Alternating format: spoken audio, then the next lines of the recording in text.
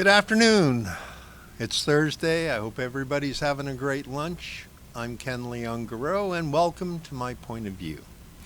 Now, the point of view today is inspired by a book I recently read entitled The Death of Common Sense. Now, I'm reminded of this book of something that former speaker B.J. Cruz once said when he talked about the ad loop being the place where math goes to die. I wish I could say things have changed over the years, but unfortunately, they haven't. So, back in 2019, I did a presentation to the legislature, and it was about the numbers game. And in the numbers game, based in 2019, and I'm bringing these numbers up to remind the people where we were before a pandemic so we can talk about where we go from here. And okay, here we go.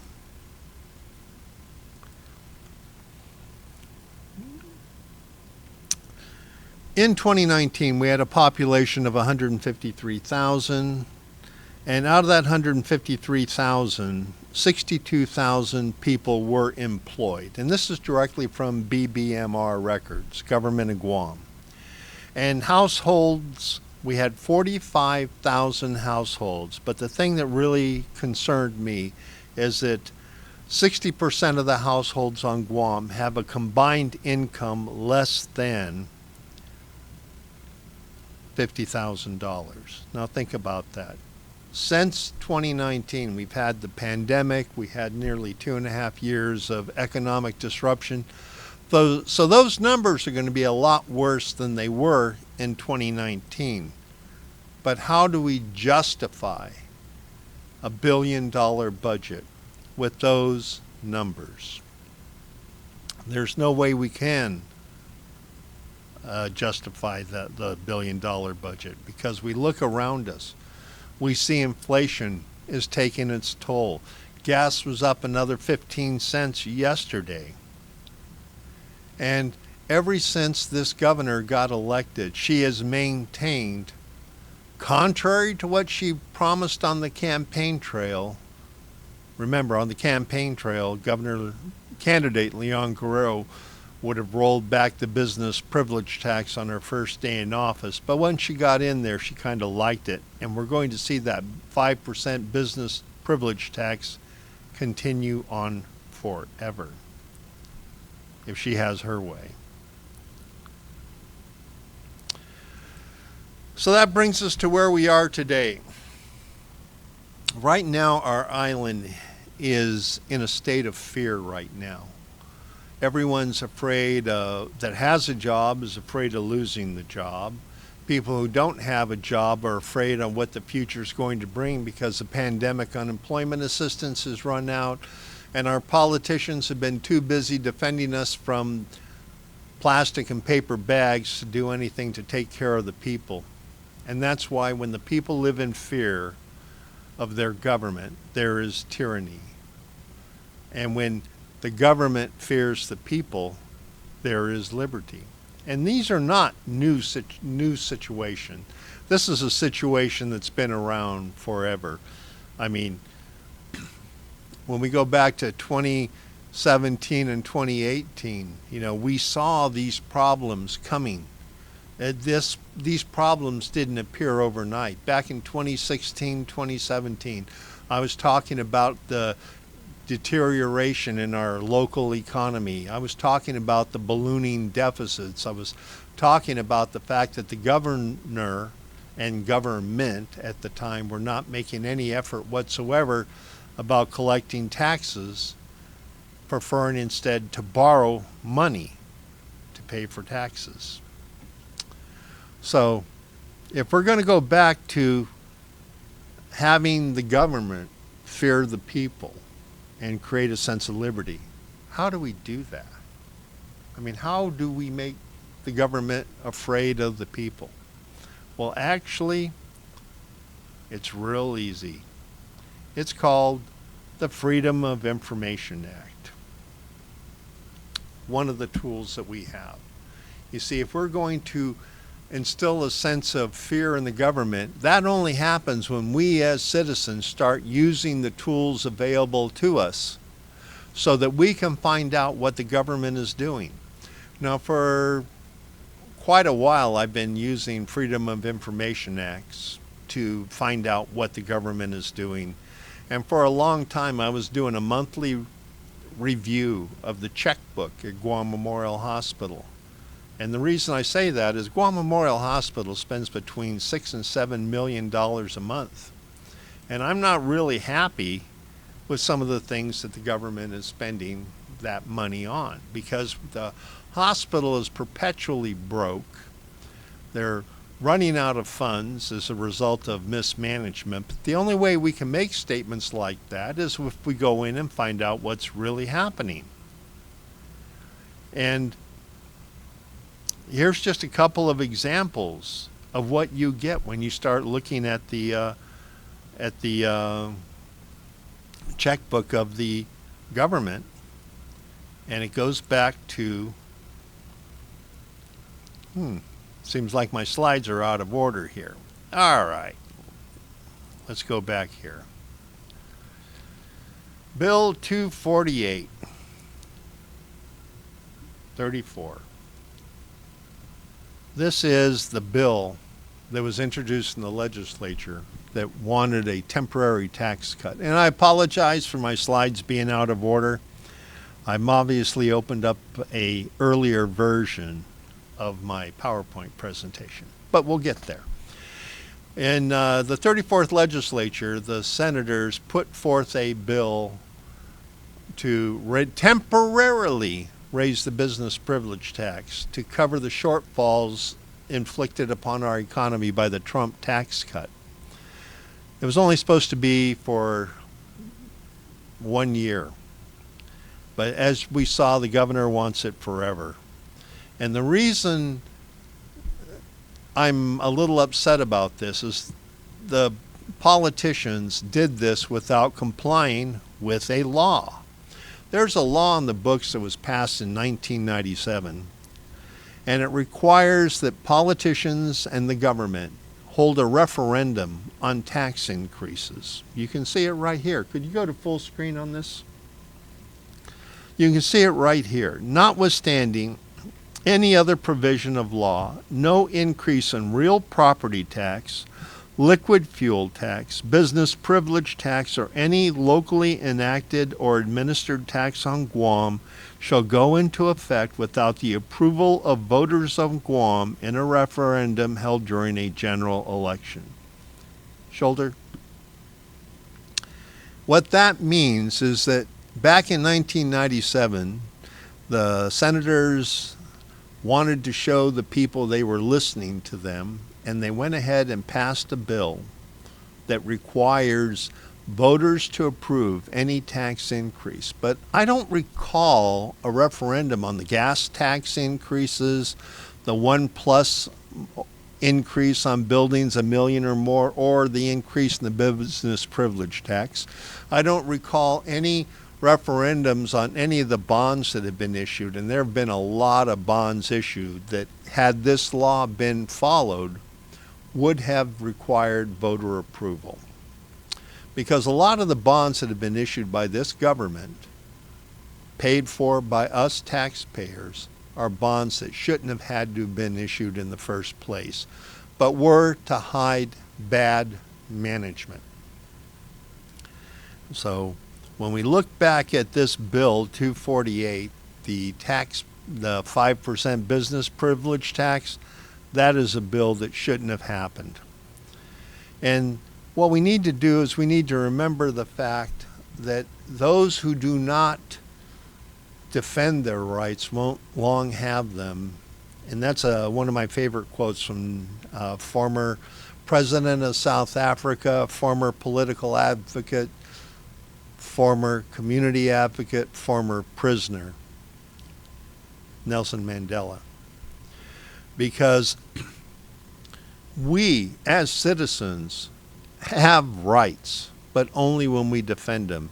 And over the years, I've been defending our rights. I went to court against the government of Guam, specifically over their failure to hold a referendum on the fuel tax.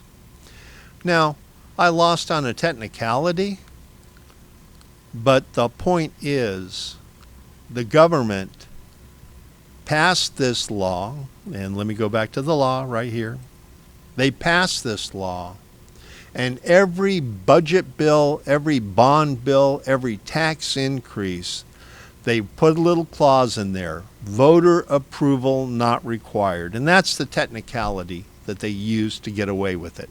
Here they are so afraid of voters that no senator wants to introduce legislation to repeal this law because they don't want to be exposed as being anti-voter, anti-taxpayer, anti-citizen. So all the senators play their little reindeer games with any increase in rates, bond debt, or tax increases by hiding behind that little clause, voter approval not required. But we need to defend our rights because we are about to lose big time. Right now, the administration is in, I'm battling the administration in the Supreme Court of Guam right now because of this. Hold on.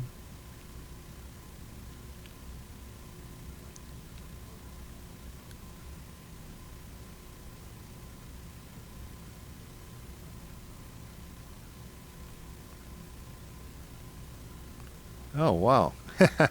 All right, go ahead and roll the Supreme Court clip while I get the right slideshow.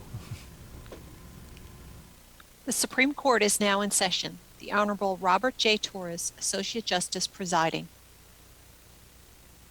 Would the clerk please call the case? This is Supreme Court case number CVA 20-008, Joaquin v. Leon-Guerrero, individually and as a taxpayer, plaintiff appellant versus Government of Guam, Department of Administration, and Edward Byrne in his capacity as director, defendants appellants. Appearing for the plaintiff appellant is attorney Braddock J. Huseman. Appearing for the defendants appellees is attorney Jordan Lawrence Paloon.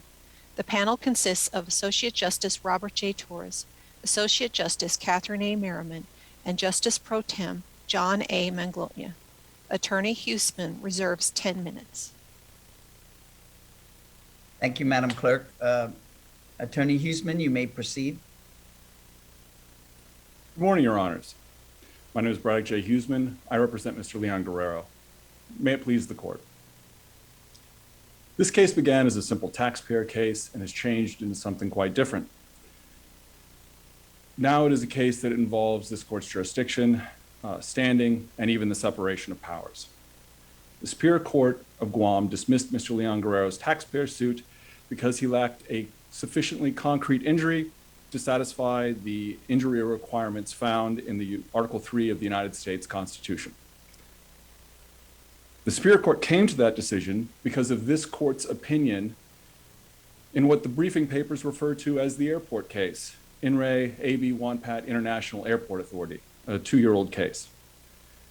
The Superior Court interpreted a few paragraphs of dicta within the airport case to conclude that in all cases in Guam, courts require a federal Article 3 standing analysis, particularly as it pertains to injuries. The Superior Court's interpretation, however, is incorrect. The U.S. Constitution does not mandate Article 3 requirements on the island of Guam, and neither does the Organic Act. In fact, the requirement of an Article 3 injury in fact upends literally decades of case law on Guam. Worse, the requirement of an Article 3 injury in fact in all cases as an irreducible minimum jeopardizes a host of Guam statutes, as well as this Court's own original jurisdiction and several opinions rendered thereunder. Mr. Leon-Guerrero asked that this Court reverse the Superior Court's decision, that it harmonize its case law, and that it remand the case to the Superior Court for further proceedings. With my time today, I'd like to discuss three main points. First, there is no irreducible minimum of a case or controversy requirement on Guam. Second is that the Superior Court erred in its interpretation of the airport case. And finally, that if the Superior Court's decision is allowed to stand, if this court does not harmonize its case law, there are catastrophic implications for jurisprudence on Guam. I'd like to discuss my first issue today, that Guam has no irreducible minimum case or controversy requirement. Yeah, see, right now, we as citizens are in danger of losing our ability to manage the government. Remember, when the people live in fear, of their government, there is tyranny. When the government lives in fear of the people, there is liberty, which is a very, very important concept here, and one that we can use when we follow the tools that we have. And one of the ones that I've been using a lot over the past 15 years is the Freedom of Information Act, better known as the Sunshine Law. Because this is a document, this is a law, it's a power we have as citizens right now that I worry we might lose if the current government trend to squeeze out the voters, squeeze out the taxpayers, squeeze out the citizens continues. Because as long as politicians get more power for themselves and make it more difficult for citizens to hold them accountable, then we're going to descend into tyranny. Now, earlier, I was using an example. The example is, here is a response from Guam Memorial Hospital. Now I got the slides in order. I sent them a Freedom of Information Act, one I've been doing for months, and for months they were sending me the check register, and it looked kind of like this.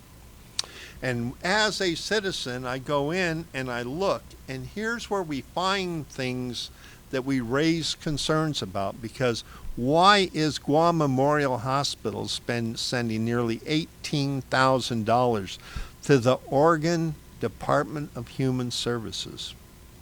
That's just one of a lot of questionable expenditures that I found when I look at the journals of Guam Memorial Hospital. But I've issued FOIAs to the Department of Administration, to the Airport Authority, to GITA, to Department of Agriculture, to the Guam Police Department.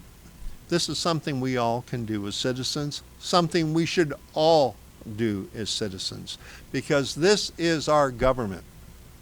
And it's only our government as long as we hold the government accountable for what they do with the power we give them with our vote. Now, when we look at the bill on the 5% business privilege tax, we can see that Senator Nelson, who's still sitting, Senator Moylan, Senator Terlahi, and Senator Torres all voted against the business privilege tax bill that was introduced by Senator San Augustine. We need to remember these names because these are senators that stood up for the people of Guam. These are senators that realized that the impact that the 5% business privilege tax was going to have on everybody. But unfortunately, they've been outvoted. Now, the video clip that we ran earlier about the Guam Supreme Court is an example of why we as citizens need to do our due diligence.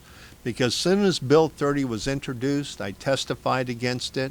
I lobbied hard against that bill because I saw right away that that bill was going to gut Guam Memorial Hospital financially and put a bigger burden on the taxpayers.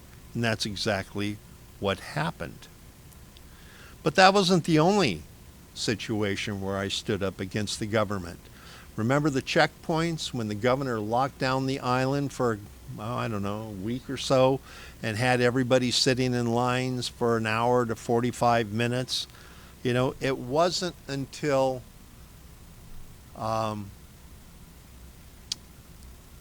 someone filed a lawsuit in federal court, happened to be me, that the checkpoints dropped down. So that's why we as citizens have to do what we can, because when we cast a vote, we're hiring someone. We're hiring someone to be in the legislature, we're hiring someone to be in Adelup, and we're hiring people to screen out those that get placed in positions of power and authority at the different departments and agencies. When we do our job better, then our island is better for it. But when we don't do it, then we have problems like we're having right now. Here we have $1 billion budget being foisted upon the backs of an island that has been severely damaged by COVID, by the economic slowdown, by the collapse of our tourism industry, and those things aren't going to come back anytime soon. And when they do come back, they're not going to be back at the level they were before. So for this government to continue passing billion-dollar budgets when we're going through an exodus right now, we're losing our best and brightest, our technically skilled people are moving to the mainland, and along with them, the tax base is going. By the actions of this legislature and this administration, hundreds of small businesses have closed their doors forever. They're not going to be paying taxes. They're not going to be hiring people. But what do we see this administration doing? Starting new departments of government in Guam, hiring more people, giving pay raises at a time when the people, the bulk of the people who pay taxes, I'm not saying government employees don't, but remember there's 62,000 employees on Guam, only 12,000 are government employees. The other 48,000 work in the private sector. Those that still have jobs anyway. So here we are in a situation that defies common sense. And it goes back to the fact that what do we do? Where do we go from here? Well, if you recall, back in the early part of this foundation, the citizens of the colonies had all these taxes put upon them by the government on the other side of the ocean that led to the Boston Tea Party and the beginning of the American Revolution. Now, I'm not saying that we need to go quite that far, but what we need to do is we need to make sure that our politicians fear the voters. And the only way the politicians are going to fear the voters is we need to make sure we are registered to vote. Now, I'm also a political candidate. When I was getting my petition signed for office, I got 381 signatures, and out of those 381 signatures, 156 were invalid because they had been stricken from the rolls of the voter registry. So if we're going to make sure that politicians fear us, the first thing we have to do is make sure we are registered to vote. And you can bet every candidate out there, every government official is watching how many people are registered to vote. And I'm pleased to report that we are seeing a lot of people register to vote. So keep making sure you're registered to vote. And if you're not registered to vote, you can go online and register, or you can call Guam Election Commission, or you can go to the village mayor's office and you can register to vote there. Because when we take an active role in hiring people, which we do with our vote, that's how we control how this government acts. And when we use the tools that we have before us, which is the Freedom of Information Act, and we actually engage with politicians to let them know what we think we're doing about the job they're doing, that's the only way that this government starts putting more work on improving the quality of life for people like you and me. They're spending $20 million on a tourist attraction down at Ipoh Beach, when the only thing Ipoh Beach needs to be better for both tourists and for residents is open bathrooms and clean bathrooms. That's not going to cost $20 million. But if this administration had taken that $20 million and put a world-class mass transit system in, that would protect all the working people and all the students on Guam from the high gas prices. Because if we had a mass transit system, we wouldn't need to spend $10 to $20 a day on gas driving to and from work. We could ride the bus. But that would be using those federal tax dollars for the benefit of the people of Guam instead of for the benefit of a few. And that's the big problem we have. We have too many politicians more concerned about serving the needs of politically well-connected insiders that they ignore the rest of us. Make sure you're registered to vote and vote. And I apologize, I was kind of rambling because somehow I loaded the wrong PowerPoint presentation in my slide. Next week, I'll be better. So, until next week, I'm Ken Leon-Guerrero. Register, vote, and in the meantime, share this post with your friends and families and start holding government officials accountable.